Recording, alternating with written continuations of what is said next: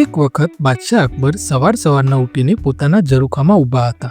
અકબરે રસ્તા પર નજર નાખી તો ત્યાં રાજાનો એક કુબડો સેવક પસાર થયો હતો. સેવકે રાજાને જોઈને તેમને સલામ કરી. ત્યારબાદ અકબર નાસ્તો કરીને બગીચામાં ફરવા નીકળ્યા. બગીચામાં રંગબેરંગી ફૂલો ખીલ્યા હતા.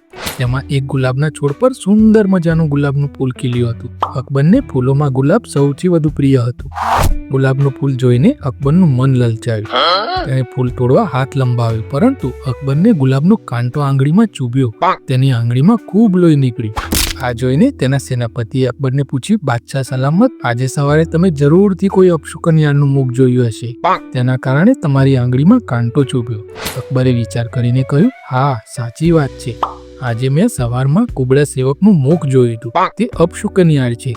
તેને જીવવાનો અધિકાર નથી, માટે તેને ફાંસીએ ચડાવી દો. અકબરના આ ફરમાનથી બિચારો તે સેવક કંપી ઉઠ્યો. તે સીધો બિરબલ પાસે ગયો. સેવકે બિરબલને સઘળી વાત કરી. સેવકની વાત સાંભળી બિરબલે હંમેશની જેમ પોતાની બુદ્ધિ દ્વારા સેવકને એક યુક્તિ જણાવી. સેવક ખુશ થતો સીધો બાદશાહ અકબરના દરબારમાં ગયો. સેવકે બાદશાહને ફરિયાદ કરી, જહાંપનાહ, મને ન્યાય આપો.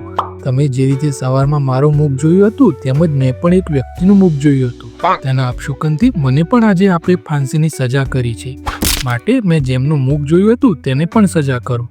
આ સાંભળી બાદશાહ બોલ્યા, જરૂર, તે વ્યક્તિ તો તારાથી પણ વધુ અપશુકનિયાળ છે, કારણ કે તારું મુખ જોવાથી મને ફક્ત કાંટો વાગ્યો, જ્યારે તેના કારણે તેને ફાંસીની સજા થઈ ગઈ. માટે તેને પણ જરૂર સજા કરવામાં આવશે. અકબરે સેવકને કહ્યું કે તું તેનું નામ કે. સેવકે કહ્યું, મહારાજ, આજે સવારના સૌપ્રથમ મેં તમારું મુખ જોયું હતું.